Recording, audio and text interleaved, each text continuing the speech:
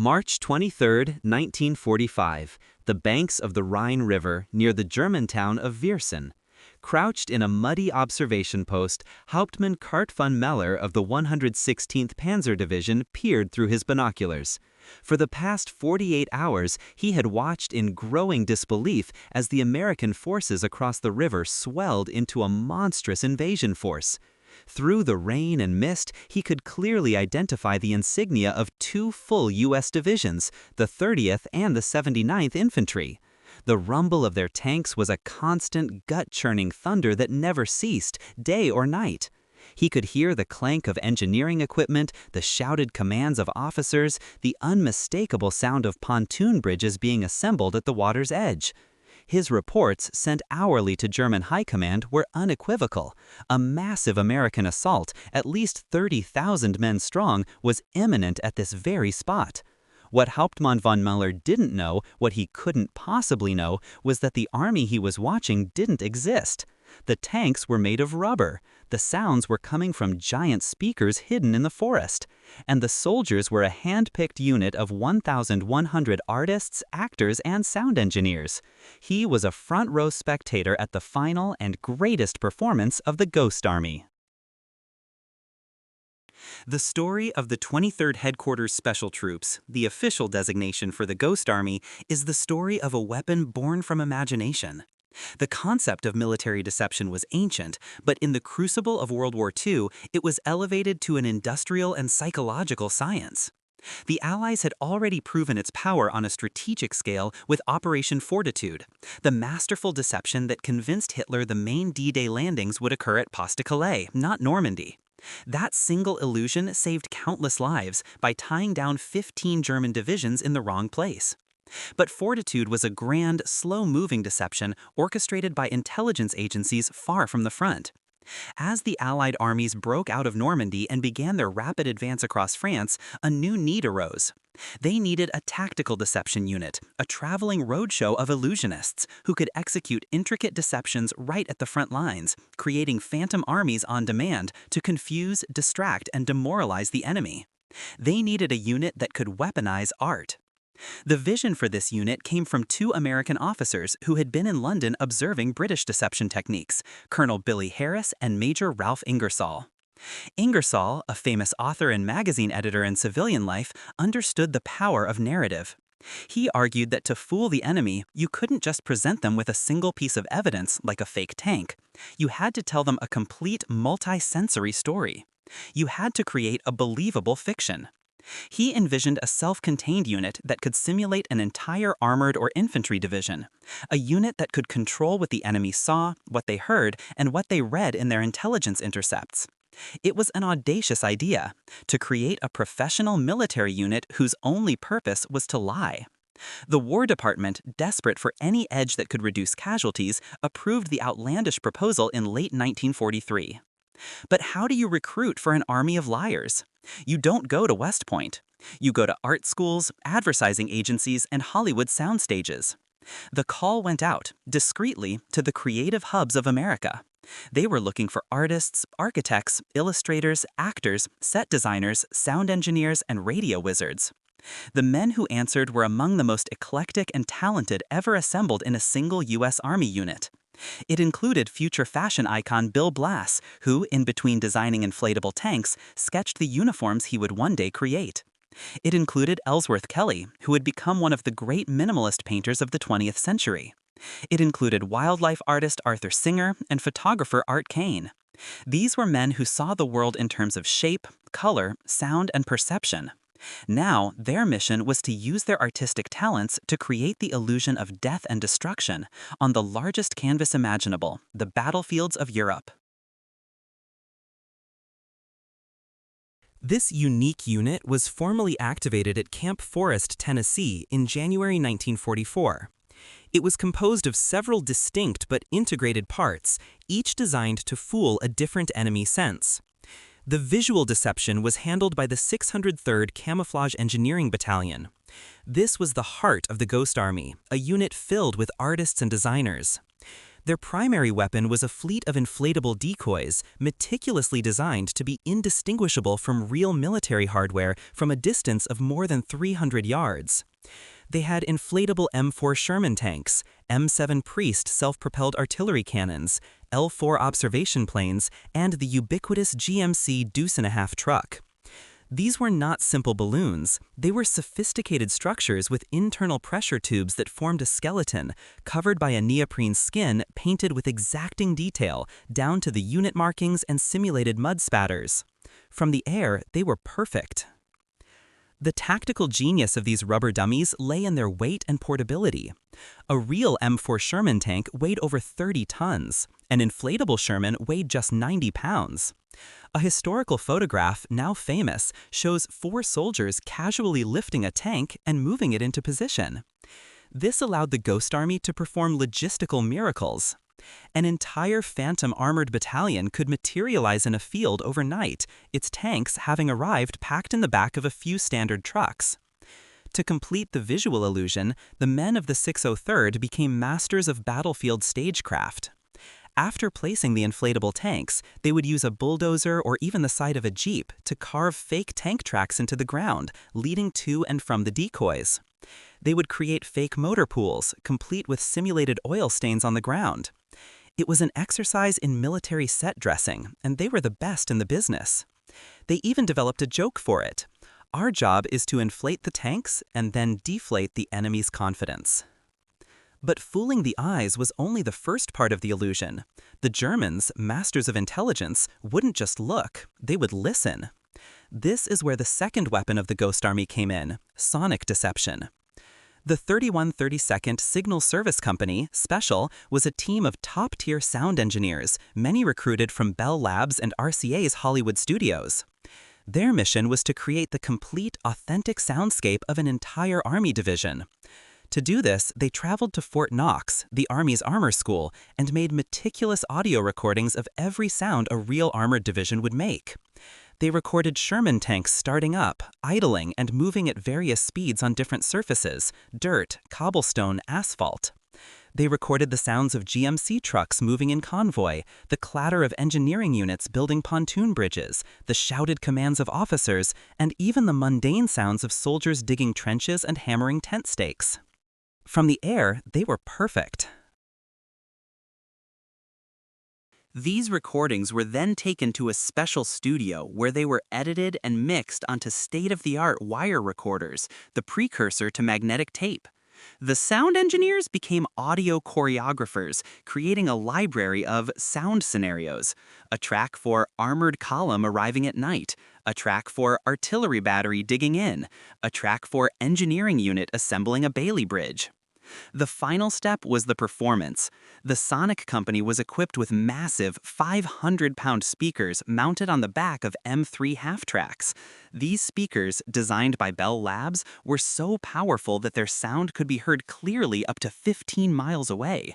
The Sonic troopers would drive their half-tracks to a position a few miles from the front lines, point their speakers towards the enemy, and begin their broadcast. The audio illusion was incredibly complex and layered, a symphony of warfare designed to paint a vivid picture in the minds of German listeners. The third and most subtle weapon was wielded by the Signal Company Special. It was the art of spoof radio. German intelligence, particularly the elite listening posts of the Funk-Horth Company, relied heavily on intercepting radio traffic to identify and track Allied units. Every radio operator has a unique sending style, a distinctive rhythm and pressure in how they tap out Morse code, known as a fist. It's as unique as a signature. The Ghost Army's radio operators were masters of mimicry. They would study recordings of the operators from a real division and practice until they could perfectly imitate their fists. When that real division was secretly being pulled off the line for a new mission, the Ghost Army's radio team would move in, take over their exact radio frequency, and continue broadcasting as if nothing had changed. The German listeners, miles away, would be completely unaware that the division they were tracking was now just a handful of men in a single truck. The content of their broadcasts was a masterclass in psychological manipulation. The operators understood that 99% of real military radio traffic isn't exciting messages about troop movements, it's profoundly mundane. So the Ghost Army operators would spend hours sending fake, ordinary messages. They'd complain about the cold sea rations, gossip about a new nurse at the field hospital, ask about the baseball scores, or argue about the best way to fix a Jeep. They were creating a rich, believable fabric of authenticity. This wasn't just noise, it was performance art. They were so good that they would sometimes deliberately make small mistakes, like using the wrong call sign and then correcting themselves, exactly as a real, tired operator would. They were lulling the German intelligence analysts into believing they were listening to a real and very bored army division. These three elements, visual, sonic, and radio deception, were the tools of the trade, but the real genius of the Ghost Army was in the performance itself. To complete the illusion of a 30,000-man division, their small unit of 1,100 men had to create the impression of a huge presence. They became actors on a grand stage. A few soldiers would be tasked with what they called atmospheric deception. They would drive into a newly liberated French town, sew the patches of the division they were impersonating onto their uniforms, and head to the local cafe or bar.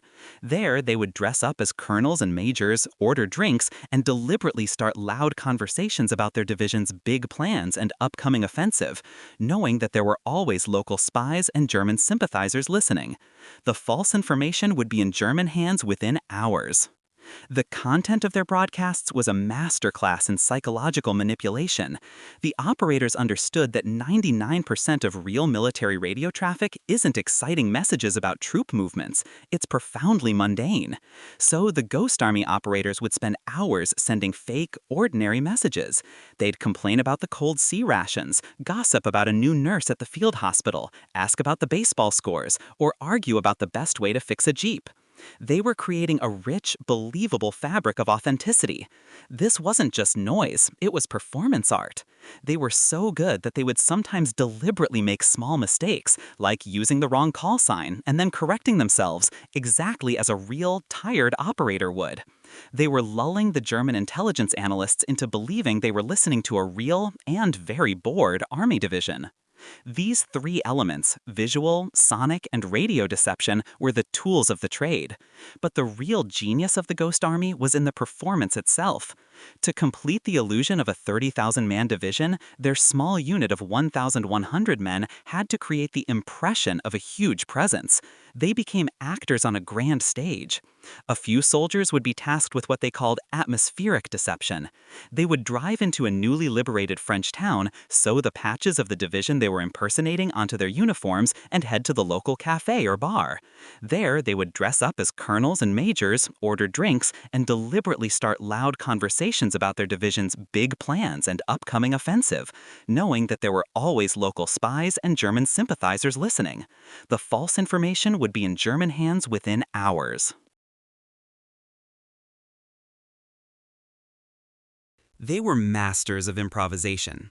To simulate a large convoy, a few deuce-and-a-half trucks would drive in a huge looping circuit. At points hidden from enemy view, soldiers would quickly change the bumper markings and canvas covers on the trucks so it appeared to be a continuous stream of different units arriving.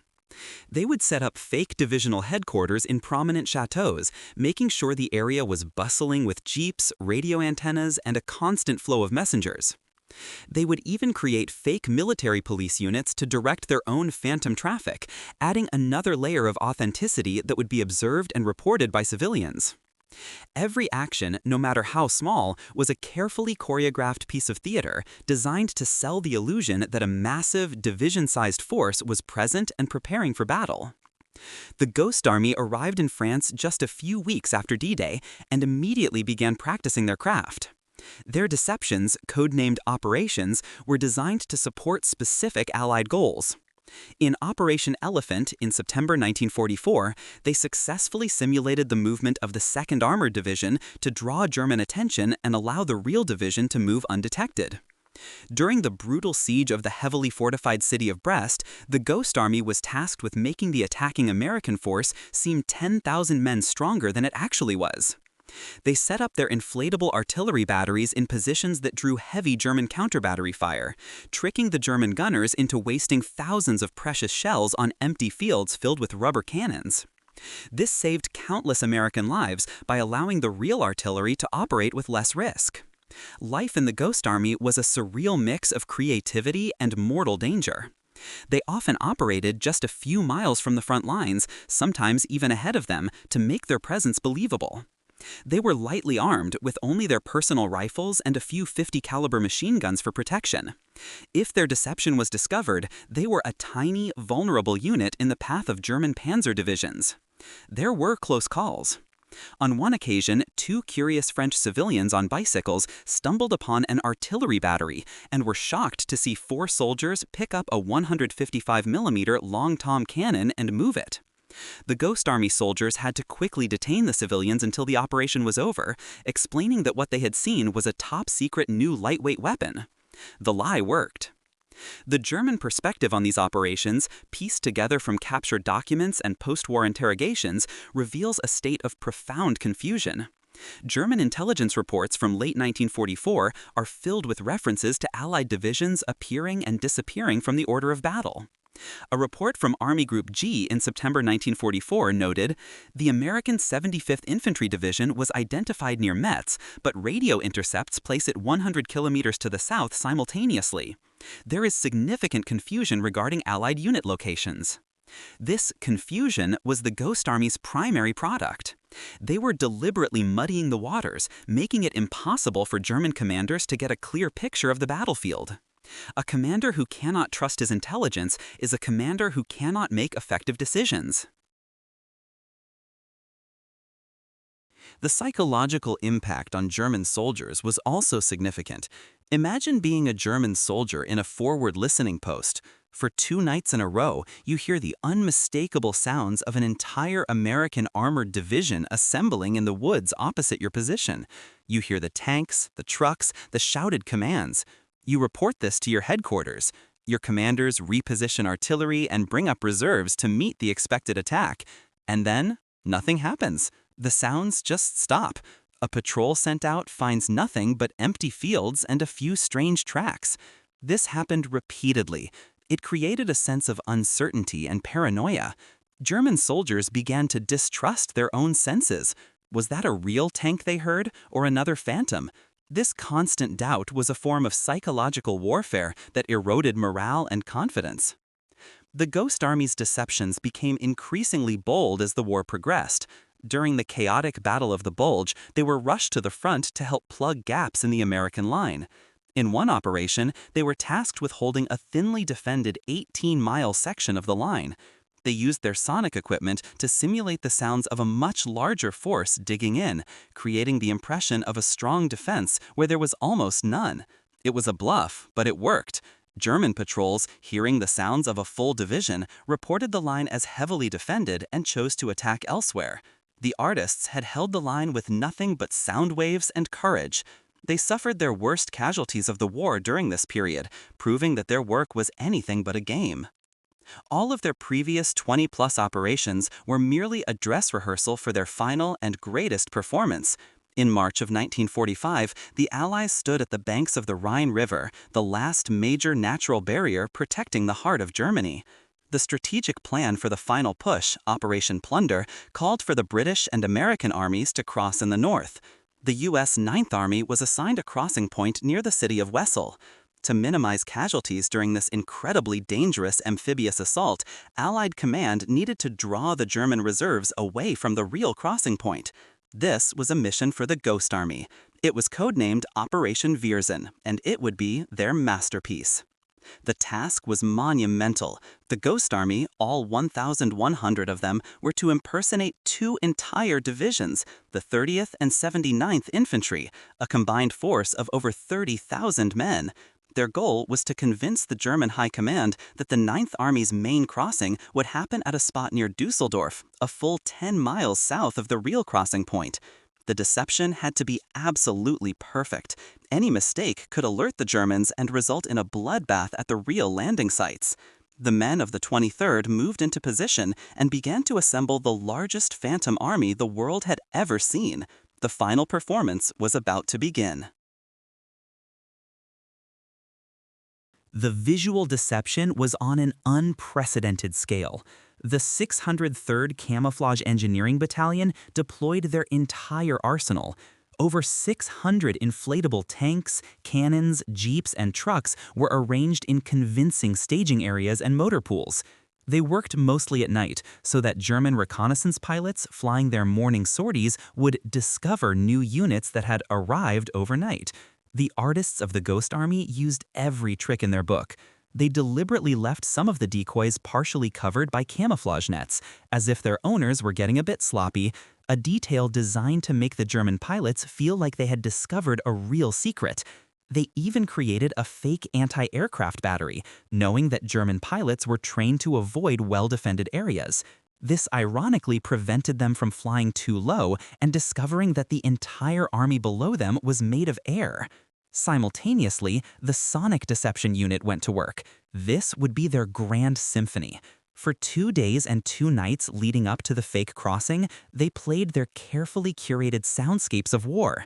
From their powerful speakers, hidden in the woods and pointed across the Rhine, they projected the sounds of a massive army making its final preparations. The German soldiers on the other side of the river could hear the unmistakable rumble of Sherman tank columns arriving and moving into position.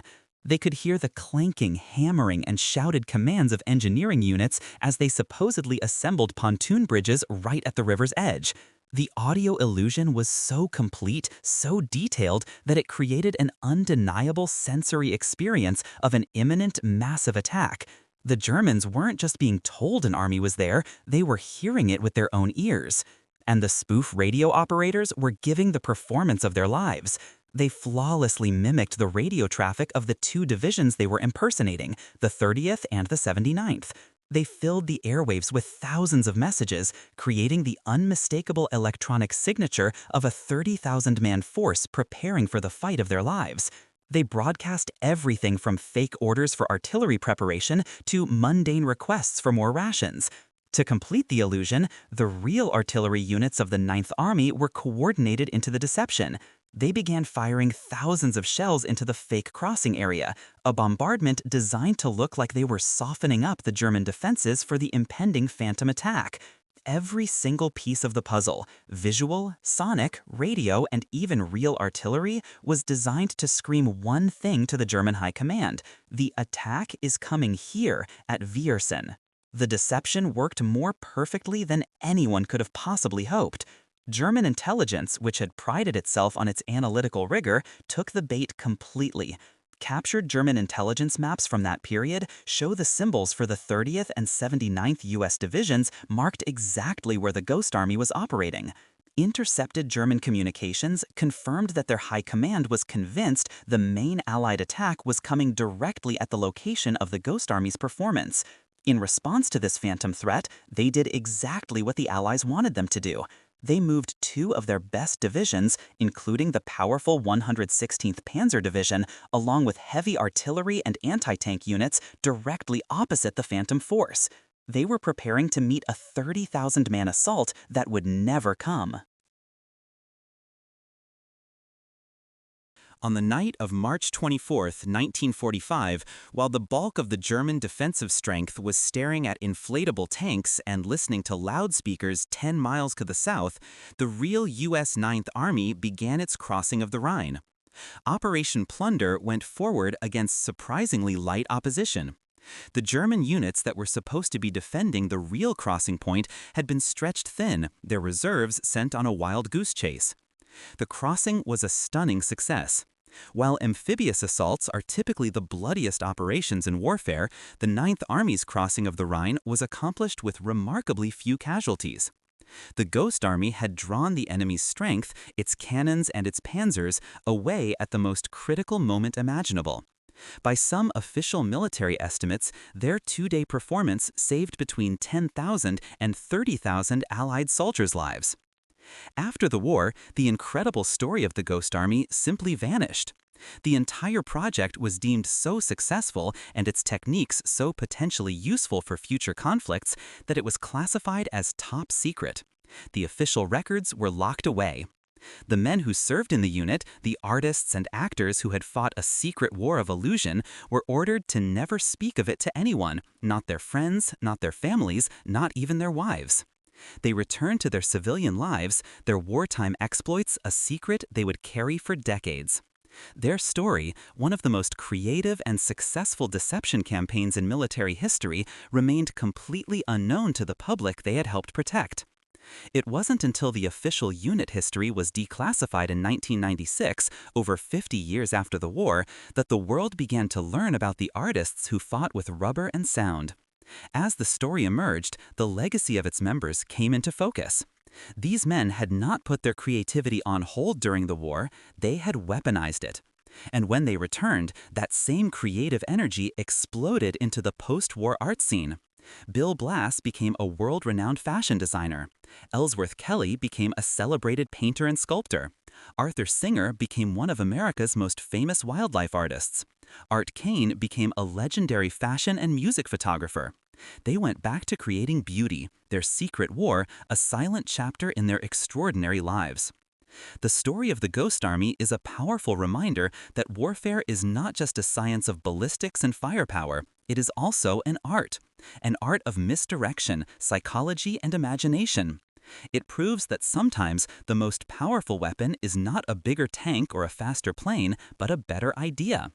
These 1,100 men didn't leave behind a legacy of captured territory or battlefield glory in the traditional sense. They left behind something far more subtle and profound, a masterpiece of deception painted on the canvas of war that proved an army of ghosts, born from the minds of artists, could be just as powerful and just as victorious as an army of steel. Their final act wasn't just a military victory, it was a triumph.